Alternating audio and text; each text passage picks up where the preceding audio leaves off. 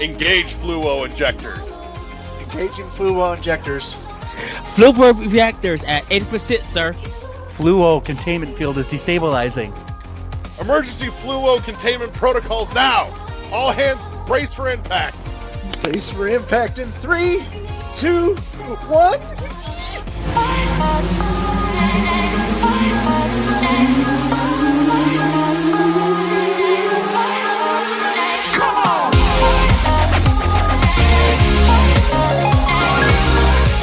Holy shit, we're back with another episode of World 1-1 Podcast, and we're, as always, asking the all-important question, what else can we fuck up this week? Real quick tease, for the third half of the show this week, we are taking a look at, I'm making sure I've got the right one. Do I have the right one? I think I have the right one. Unless I'm in the wrong place, we're taking a look at the future of the Game Awards, what they've done, with a quick peek at their history, what they've done well, what they could and what they should change, things along those lines. So make sure you stick around for that. And my sheet went away. Shout out to our awesome sponsor though, Imaginary Authors. More about them after the break because they're here to help you up your set game with fragrances for guys, gals, and non-binary pals. Link in the show notes down below. There we go. That's the thing I was missing. Jesus Christ. Before you do anything else, though, subscribe. Hit the subscribe button. Share with your friends. If you like this, if you don't like this, spam this to people that irritate you so you can annoy them. That's your choice. I don't care why you do it, just letting you know that you should. Motives are up to you. It's just a known fact. Every time you share this link with someone you don't like, a single piece of glitter goes in their house. Mm-hmm. Yep. It's going to be the piece of glitter that you'll never get rid of either. It just moves from one place to another. The vacuum will never pick it up and get rid of it for the rest of your life. The only choice they'll have is to just burn the house to the ground. And rumor has it, if you do it enough times, it'll end up in one of their pieces of underwear. Uh-huh. So, and additional link in the show notes.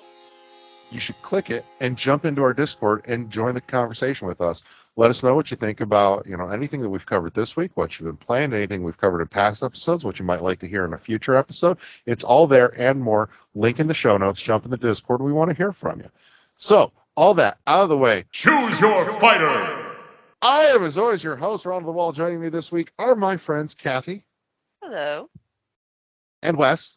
Rumor has it, if you join the Discord, the glitter goes away.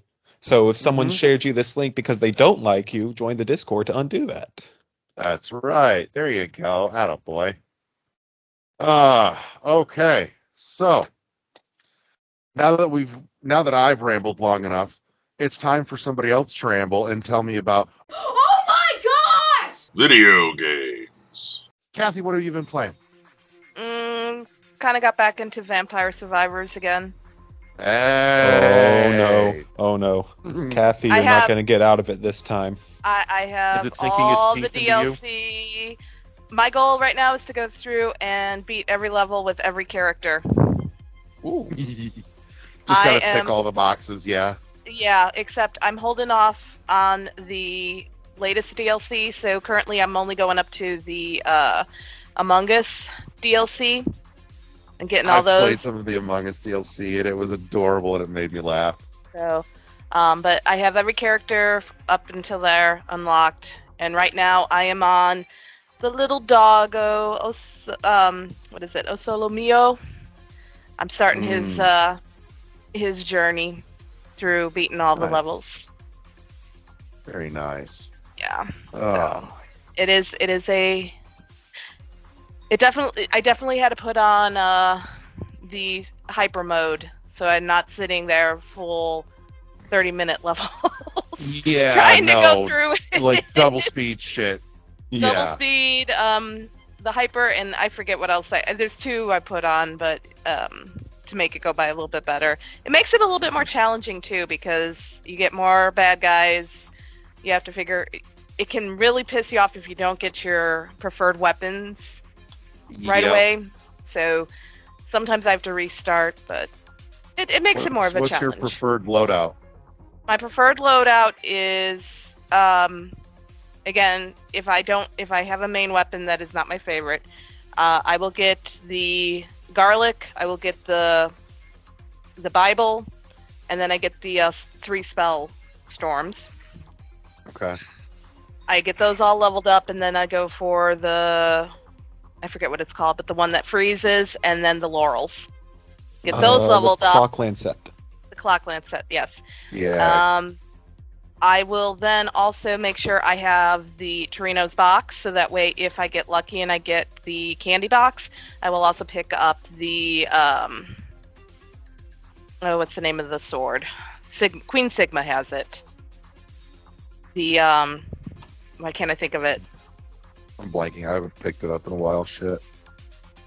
Anyhow, I'll try to get, Jesus, I can't think of no, I don't need an emergency call. I can't think of it, so I do try to, the Victory Sword.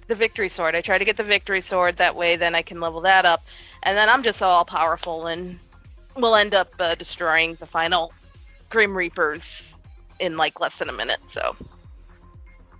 Okay. So I've found as long as I've got the King Bible, most everything else is just kind of details that between that and the Attract Orb. Mm-hmm.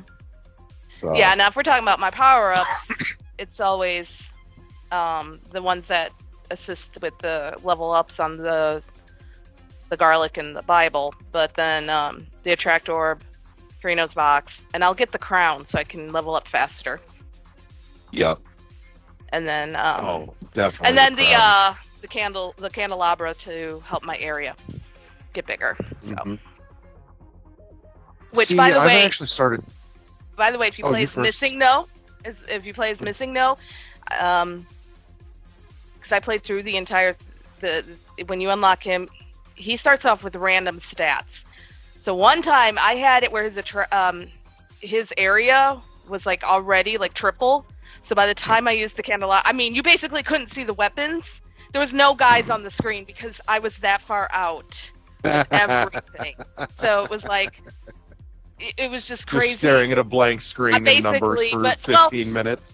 Well, I mean, you could see obviously because I had the garlic and you could see little bits every so often, and you knew you were killing something because your Attract Orb was so expanded that it was bringing everything in. But it was just like, okay, this is fun. Right. But yeah, that's what I've been playing a lot lately. Good call. Wes, what about you, man? Mostly Case of the Golden Idol lately. I've been playing that a lot with Gigi. Anyone who's never played it, it is the closest thing to a sequel to Return of the Obra Dinn we've got. So, Return of the Obra Dinn, I mean, there is an overarching story to both of them, but the previous cases matter a whole lot less in Golden Idol than they do in Obra Dinn. Not that they don't matter at all, especially when you get to the final puzzles. Yeah. But similar to Obra Dinn, you see the still of either someone's or some people's death and what has led up to them, and you have to piece together the clues that all do it together. And you can search the bodies, but because this is like it takes place during the 1700s, it's not like driver's licenses were a thing where you could just search their pocket, be like, yes, this is Albert Cloudsley, who was born on blah, blah, blah, blah, blah, blah, and so on and so forth, right? But to spoil the very first puzzle, the very first chapter just a little bit, there's a part where like one of them, you see there's a note in both of their pocket that's like Albert Cloudsley Esquire and Dr. Oberon Geller, and one of them's got medical equipment in his pocket, so you figure out he's the doctor, so he's got to be Oberon Geller, and so on and so forth. Oh. But yeah, Swear to if you- God, I was just talking about Obra Dinn the last couple of weeks, and I don't remember with who or what. it's on Game Pass, and I know you're trying to get Zoe to play more puzzle games. Mhm. Highly, highly recommend. I say Zoe and I actually played some Oberdin together a couple of years ago. And I know Zoe's been picking at some of the puzzle games. I know they've really kind of latched on to Moncage pretty hard. Small doses, but when the subject comes up, hey, you want to go home and play something? If a puzzle game comes out of Zoe's mouth, it's like, I want to play Moncage some more. Okay.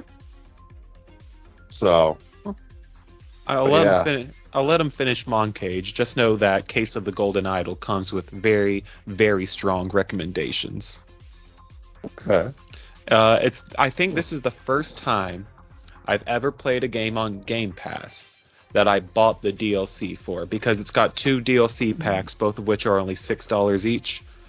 And so I just decided I enjoyed it enough, $6 to play more with Gigi. This is worth it to me, you know? Yeah. I mean, like, I spent more than that on my ticket alone, not just Gigi's, but mine, to see Deadpool on a matinee, you know? Right. And this is forming more memories with her, because this is a cooperative thing we're doing. Yeah. So this raises a question, and I'm curious to hear your take. And I kind of wish, I really wish Chris was here for this one. But knowing that you're playing it on Game Pass, but you paid for the DLC, when it inevitably leaves Game Pass, are you buying the game? most likely.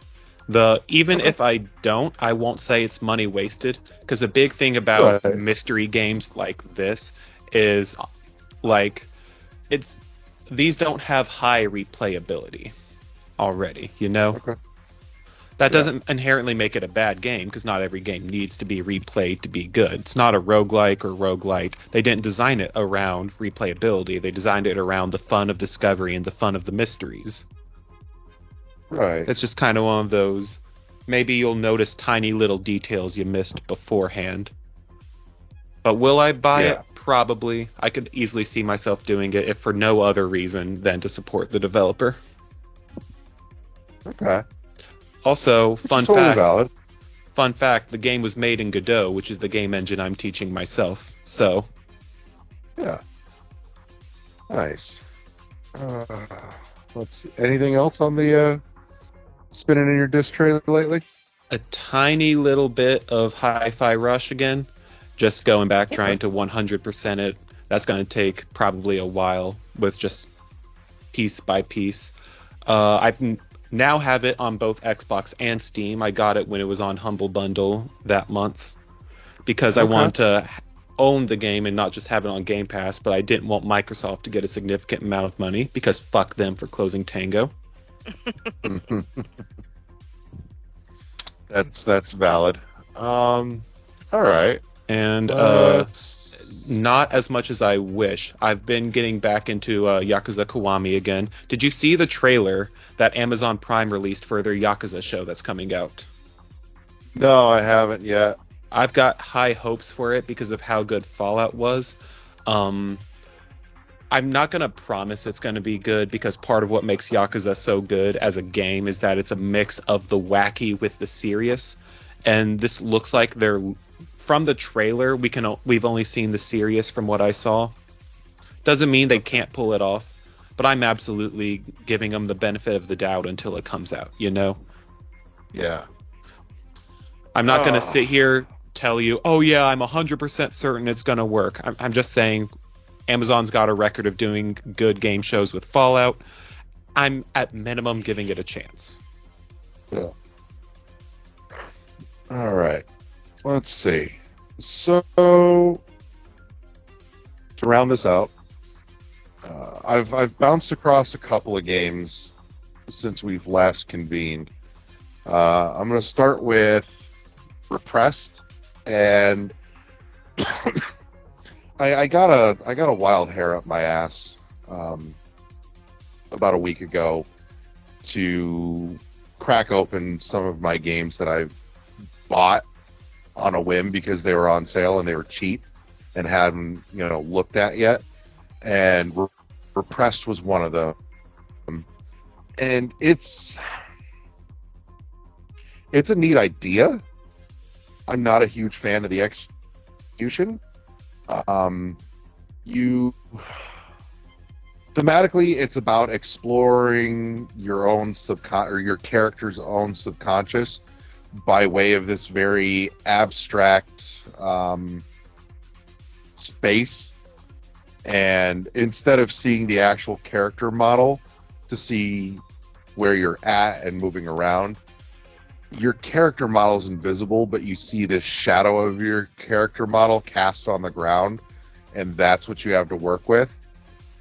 The whole thing is done on like a black background with a white surface to walk around on, and it's there could be a really cool story in there, but it is just not put together enough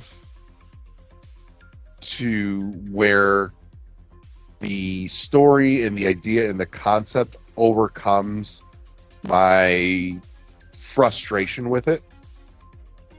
And this is one that I think in the hands of a more seasoned developer could be or could have been built into something really interesting and really worthwhile. Sadly, though, I think whatever story they're telling is just going to end up staying locked behind inexperience, lack of polish, and it's kind of a shame. I hate seeing when that type of thing happens. So I'm like, no, you had a really neat idea here. You just didn't have either the skill, ability, resources, knowledge, or some combination thereof to execute on your idea well enough. Also, in a similar vein to that fact, spent some time with Cherry Tower, and on its face, it's a fairly simplistic platformer. It's very cutesy, pixel art platformer. No combat. You're just avoiding hazards and trying to keep jumping up and climb this tower. And on its own, that's okay. It's definitely not as ambitious as Repressed was or is, but it also has some definite technical issues. It feels like somebody's first attempt at a game that they felt good enough to publish without somebody going, you should probably hold on to this and clean it up a little more. There's definitive technical issues and inconsistencies. I've run into numerous times where something should have hit me and killed me and didn't. I'm like, why? Like, I could watch a bullet go straight through my character sprite and have no impact. And the thing is that technical glitch will happen maybe 3 or 4 times in a row, and then on a 5th attempt, then it'll hit me and kill me. And at this point, I'm just kind of like, honestly, it wouldn't bother me so much if it was at least consistent in one direction or another. And so it's not, there's something there, but the inconsistency of the technical problems bugs me. So, last one that I've spent some real time with is Tumblestone. Cracked open Tumblestone, started playing it. It's a neat spin on the Match 3 formula, draped over a simple but serviceable enough story. But instead of moving your blocks around to match 3 and clear them out, it's kind of that mixed with bust a move, in the sense that you're moving your character at the bottom of the screen and you're picking off the first block off of each column as you go, but you have to pick off 3 of the same color in a row in order to switch to another color. And so you've got to figure out the right order in which to start taking things apart to get to the bottom of the stack. And I will freely admit, it gets pretty devious. Like, there's been a few times where I've looked at this and gone, what am I doing wrong here? After numerous attempts, I'm like, why am I stuck in the last 12 blocks of trying to clear this fucking puzzle out? And I at least one I have looked up the answer for and realized that, holy shit, I made a mistake at the very beginning and locked myself into that fuck up until I got to the end.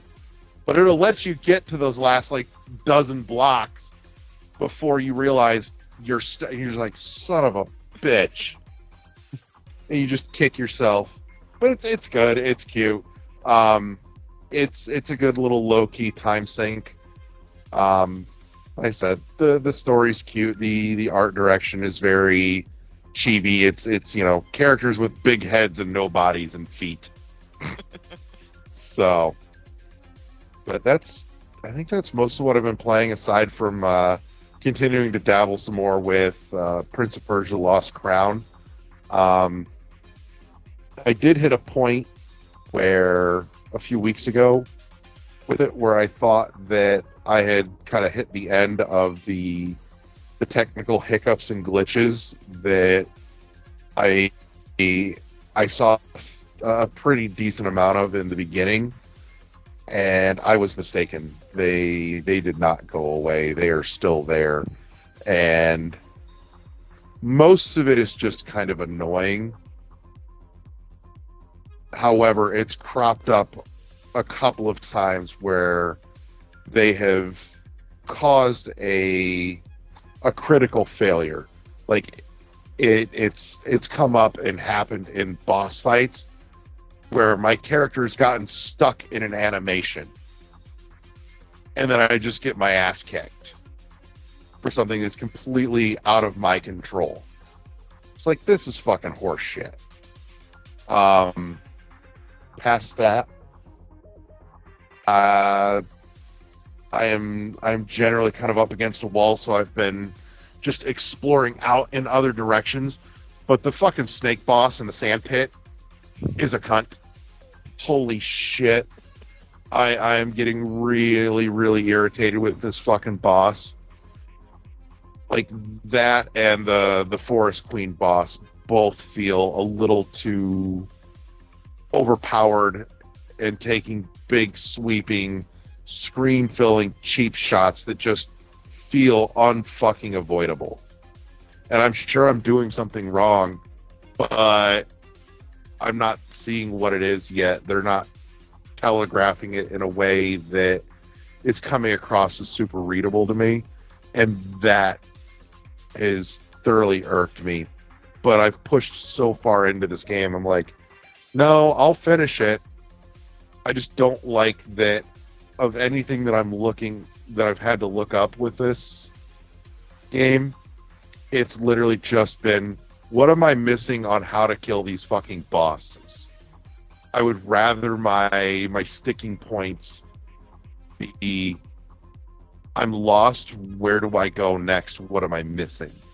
Like, what upgrade am I not finding? Where's the hidden thing that I missed because it was clever?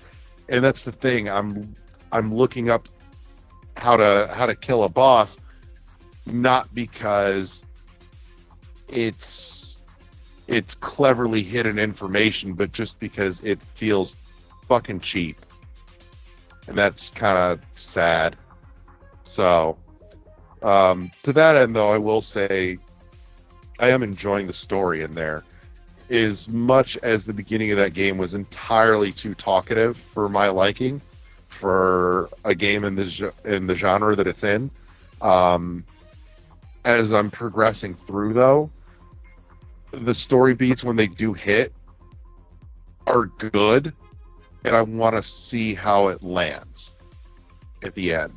So the whole mountain time prison thing where nothing flows right is really fucking interesting to me. So, but that's what I've been playing. So let's go ahead and head towards the break. But before we do, a quick word, a shout out to our awesome sponsor, Imaginary Authors, helping you up your scent game with fragrances for guys, gals, and non-binary pals, including awesome fragrances like the Abandoned Mansion with notes of cedar and paperback books. That feeling of finding an old, worn mansion hidden somewhere deep in the woods and just sitting in a big, overstuffed chair. Almost that faint, musty smell of age and time and a library. And it's so good. They do wonderful stuff. Check it out.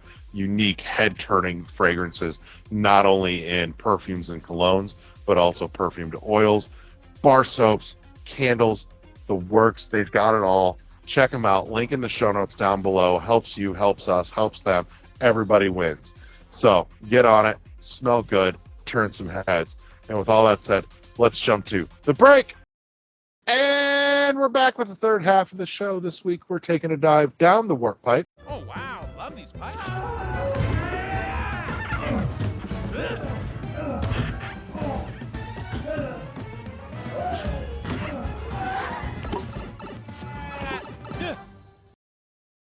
And we're asking the question, will big publishers ever stop learning the wrong goddamn lessons?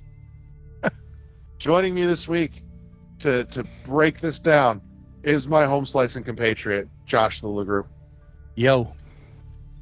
All right, so let's get in here because I know, and I know that you know, and I know that you know that I know, there's been years and years, decades of frustration when a game comes out and it's great, but there's a few things that could have been better, should have been different.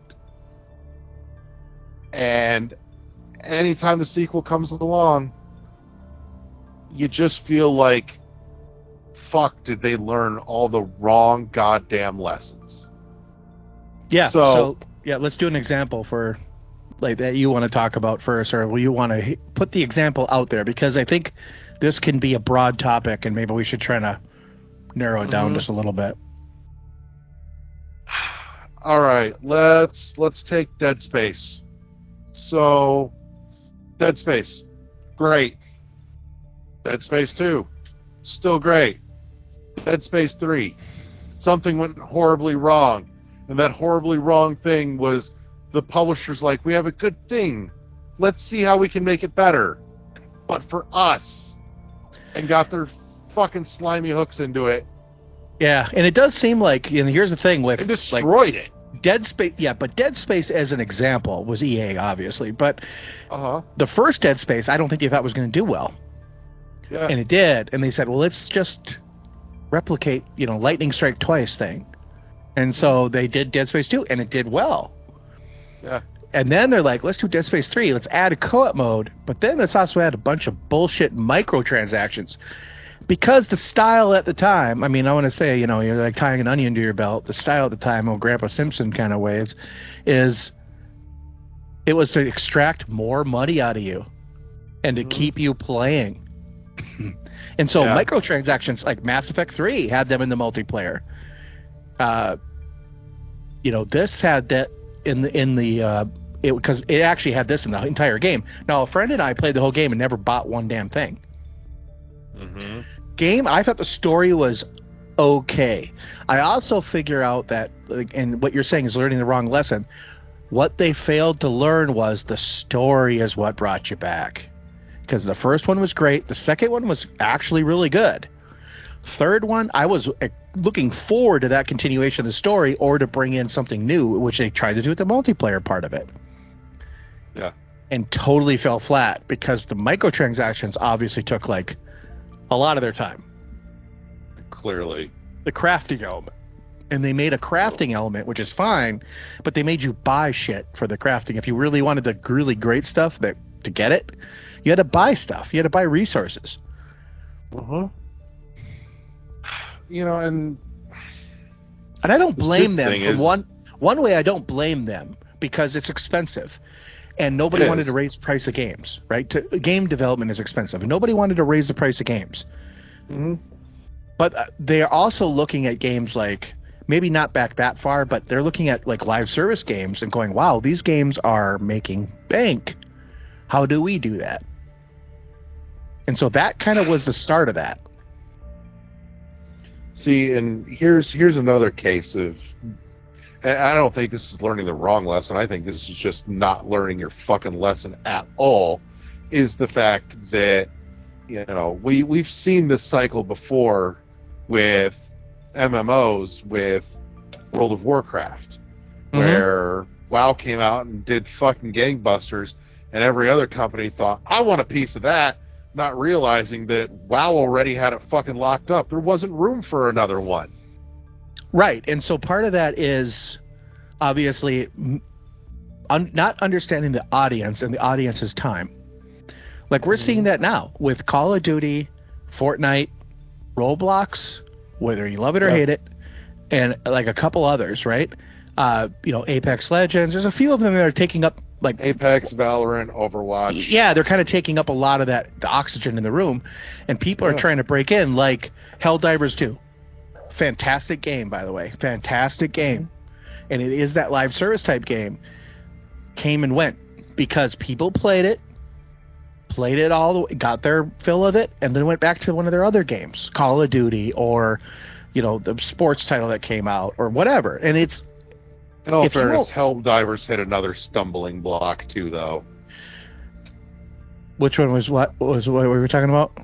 Oh, Helldivers hit another stumbling block though, in the in requiring with the login issue. Yeah. Yeah, so that's And for that PC. fucked them Yeah. right in the ass too. Yeah, it did. It did. And I mean, honestly, they learned their lesson moving forward because with some of the other games that they're putting out, they're saying it's not for sale in these regions, right? But that was just a good example of a game that was well played. Well, like, I'm sure it made its money back, and then some. And it's still being played today, just not like they're not making this epic amount of money. And when we're talking these companies, like they want to put in $10 million and they want to make like $100 million. They don't want to make $12 million. You know, because I mean, I can take $10 million and make $12 million by putting it in the CD, right? Like they want to make like 10 times their money, and that's maybe the wrong lesson. And then I want to kind of turn it on its head to: is it really their fault?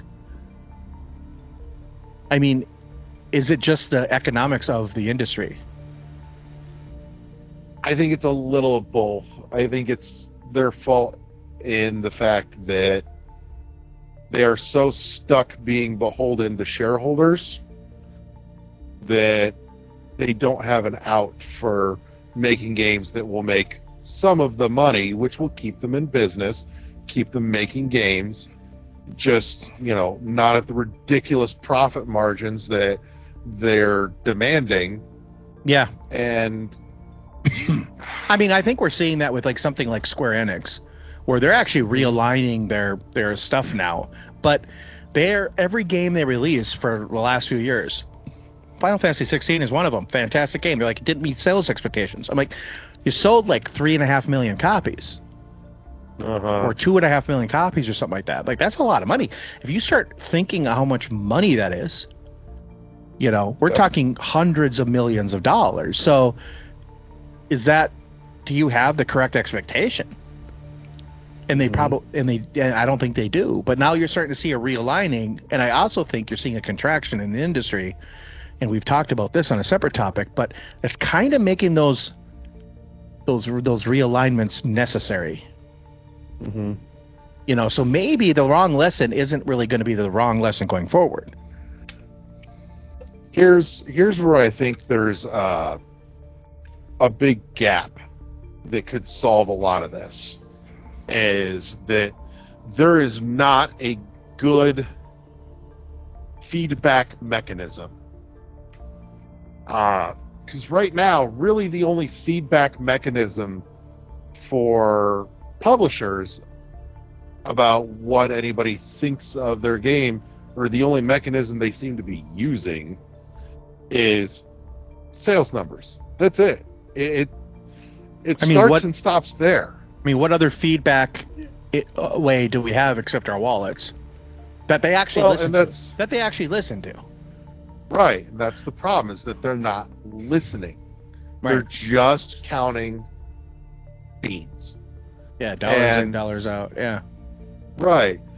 But the stupid thing is that for a lot of them, there are mechanisms available that they choose not to use, because almost every major game has its own community somewhere. You know, a lot of it on Reddit or on Discord or Facebook or Twitter or wherever. It's there. And, you know, you've got to get in.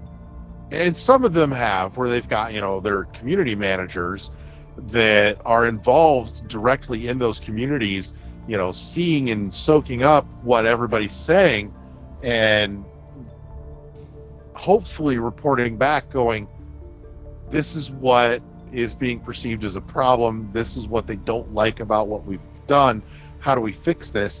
Now, I'll grant you, you've got to be real careful with something like that, because gamers are great for figuring out what your problems are. They're not always great for figuring out what the solution is. But they tend to bitch about the problem and offer their solution in the same breath, and you have to be able to figure out how to extract the two from each other. And also you have to be able to figure out what are they actually asking for. And the people that are complaining, what percentage of your people are actually complaining? Yeah. You know? I mean, it used to be the old adage, I think it was something like a phone call was worth 10 customers if you called, and like a handwritten letter was worth 100, right? Or 1,000. Now, I mean, anybody can get on Twitter and bitch. And it just seems like that's, and Facebook and whatever. It does seem like it's a lack of curation on some of these things, but I mean, because like a Metacritic score, for example, like I could totally care less what the Metacritic score says, especially at this point, because you can easily just bomb that thing to oblivion, or pad it to Kingdom High Come, you know? Yeah. You know, we talked about that a number of years ago with Kunai from Turtle Blaze. Yeah. You know, it's just not.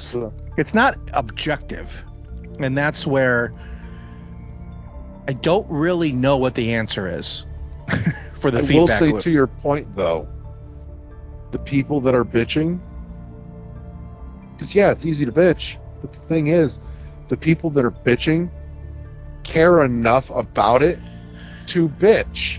No, well, like, what I would to be great. Right. I would say the people that bitch with a solution care enough. Like, if you just complaining about it, and then if you ask them what their solution is, and they're just like, I don't know, but it's not right. I think some of that is pile on, and some of that is legit, and it's really hard to figure that out. Right. But the problem is that, you know, again, that solution coming from the user side is not always a great solution, because we're looking at it from the user side and not the developer side, accounting for all the things, all the variables that need to be accounted for a good working solution either. Yeah, which is why I said, you know, gamers are great for figuring out what the problems are. They're terrible when it comes to figuring out the solutions. Oh, yeah, for sure. Yeah. A great example here, and this is going to sound really dumb, but I have been spending time off and on, more on than off, and more on than I should, but it's grabbed me.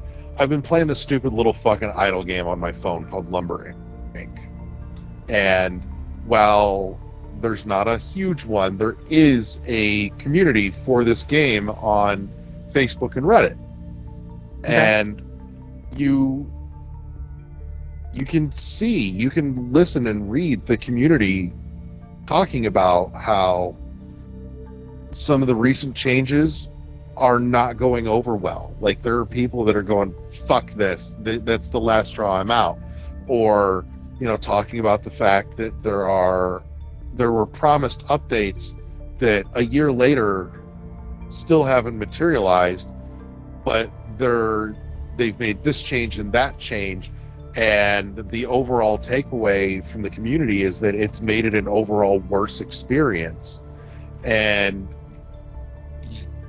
they're talking, but it seems like nobody's at the helm, you know, nobody's at the wheel listening. Because I can promise you, I've gone through, and the dev is nowhere responding to anyone. And it's a shame. I'm like, you're killing your community, and I was so unprepared to find a small but healthy community around a little fucking idle game. Yeah. But it's there. Like, these people all give a shit about this. Yeah, and that's a shame on the developer for maybe not noticing that or even listening to it. Or maybe just it's a resource issue. Like, maybe there's one person and there's just not enough, you know? And I really do, I mean, we have to, as gamers, I think we do have to understand, too, that there is a time when these games are just not going to be developed for. Uh-huh. And if they don't have sufficient fan bases, I know it sucks. It's like watching a show and never getting a resolution to it because they don't film it, or, you know, they don't go forward with it, or it gets season 1 and only 10 episodes of the 12 are shown. You know, it's like we'll never see them. But it's just kind of what it is, and I'm not saying that we have to accept it, but we kind of do at a certain point with certain things. Yeah. So it's, I don't know. It's just frustrating, and like I said, I think a lot of it comes down to there is not a good feedback mechanism in place. Yeah. You know, I mean, at one point there were. Let's see. Which fucking system was it? There was at least one where you could, you know, leave a thumbs up, thumbs down on the digital marketplace for games that you bought. And that's gone. You know, it's like I've watched mechanisms get worse and worse and stripped away to where it's now just the only feedback is, did it sell? How much? Yeah, and it's not enough. And part of this, I do think I want to come back to this all the time. Is I think there's too many games. There's too many games. There's too much choice. And I know that we always just say it was a good thing, but it's a bad thing here because the crap gets lumped in with the good stuff, and sometimes the good stuff just doesn't catch. Yeah. Because it's too buried. And if we can get some kind of meaningful contraction, and I hate to have people lose their jobs and all that, but they got to realize that there's only so much time you can play games for, and there's only going to be so many titles that you can play. So, I mean, yeah, keep trying to do this, but I also think that from this, they might learn a wrong lesson. Make the same game over and over. Mm-hmm. Make the same game over and over, or... Yeah. You know, they double down in a sequel on the wrong things. Right. And I think we're going to see that. We're going to see some of that. And that's honestly like something like Silksong that's coming out hopefully sometime soon. Right. Worries me a little bit because but then I also know about Team Cherry's 3 people, and they don't have to make another game. But they're going to do it. Yeah. And I know that they fell into the trap of, you know, it was DLC, now it's too big, so it's a whole game. Mm-hmm. And part of me is almost like, just release it and then, we'll see what happens. But I also get where they're coming from. They're like, we want to make this great. We want to make it, and I have faith it's going to be great. Yeah. But part of it also worries me a little bit but they're one of the rare developers that actually seem to be listening to the community. Right. And kind of doing what the community wants. And so that's why I have Aside faith from not talking. Well, and I actually appreciate that more than talking too much. Because some of these people talk all the friggin' time. And then you're like, well, where is it? Oh, it's like 3 years off now. Well, stop talking to me and make the damn game.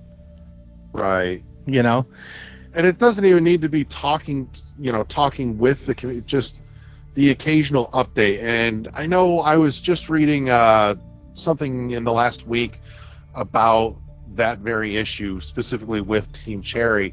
And it was somebody that was connected to them, and they've even said, yeah, no, it's been a sore spot, and they should be doing better at communicating what's going on instead of the radio silence that's been there. Right. But I agree. there is a balance to be struck.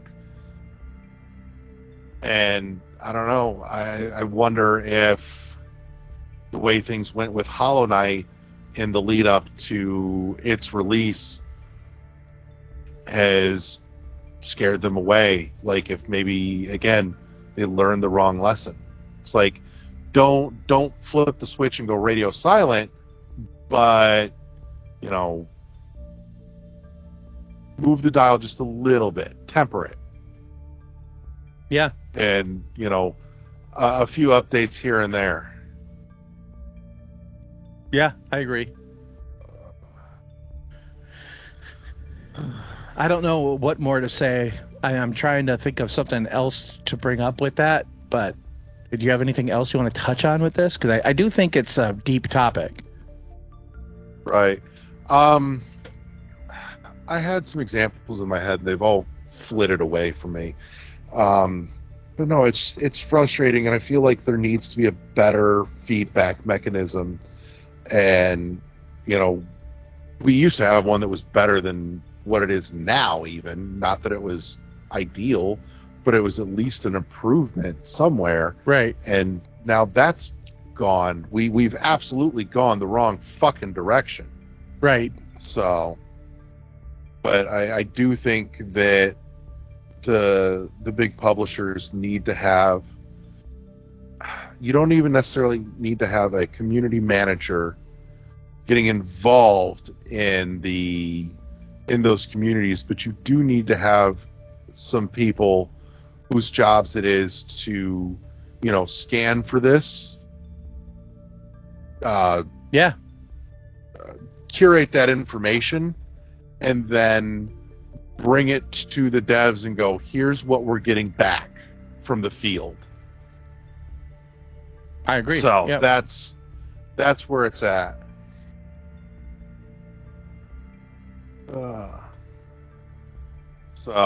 But yeah, it hurts me watching them learn the wrong lessons. Like, again, seeing as an example, a single player story-based game not sell well, and watching a dev go, well, see, nobody wants it. It's like, no, we want them. We just want you to make a good one, and you didn't. Right. You're learning the wrong lesson. And there's no good way for the community to talk to them and convey this fucking message. So, but I don't know. It just there's got to be something here. It's like they're all living in a big fucking walled city, and it's a one-way street of shit coming out and information not going in. No, yeah, I agree. It's it seems a problem. Like. Mm-hmm. And I will say, God bless, that's one thing where indie devs are great, because you will see indie devs far more prone to talking to the people that play and love their games and want the best. It's out of necessity. And that's where I think some of the big publishers have lost their way. Right? Yeah. Like Microsoft doesn't have to talk to you at all. Activision doesn't, E3, or I mean, EA doesn't have to talk to you. Right. They're going to put out a game, and if you're going to want to do it, play it. Like Call of Duty, they don't have to talk to you. They don't care. There's $1 billion a year in sales. So that's part of the problem too, where it's just the complacency of some of them. But then, like, you get like an indie, like you said, we've talked to plenty of indie developers. Oh yeah. And they love coming on and talking. And part of that is they're really passionate. They have the passion still. It's not just a money project. And I've watched some of them talk to their communities too. Yeah, exactly. Matt Bittner from A Robot Named Fight. I was actually thinking of him. Yeah. Yeah, I've watched him on Twitch working on updates and for A Robot Named Fight, and literal real-time feedback from people on the other side of the screen going, this is better than that. Go with that. Yeah. Like the most direct feedback in the world was right there. And the tools for it are right there. Right. Yeah, for sure. It's just infuriating. But no, I think you're right. I think this might be a good place to wrap this up. Otherwise, we're going to talk ourselves into frustrated circles. Yeah. I think I'm already kind of there. Yeah, you and me both, man. I'm just like, ugh. So, let's put a pin in this for this week. Excuse me. Want to say thank you to my compatriot LeGroux for coming and hanging out with me this week. Thank you to everybody that tuned in and listened. Thank you to our awesome sponsor, Imaginary Authors, helping you up your scent game with fragrances for guys, gals, and non-binary pals. Make sure you check them out. Link in the show notes down below. Make sure you subscribe, share, like, comment, do the socials, whatever. I threw up in the back of my mouth a little bit from saying that, but I did it for you. Hit the Discord link. Come talk to us. We want to hear your thoughts on this and everything else too. So jump in. Let's have a conversation. Let's get into it. I think that's it. Any final thoughts you want to pin the tail on the donkey here? No. Okay, works for me. All right. Well, everybody, you have been tuned to the World 1-1 Podcast, powered by the World 1-1 Podcast Network. Press start to engage your mind. Peace!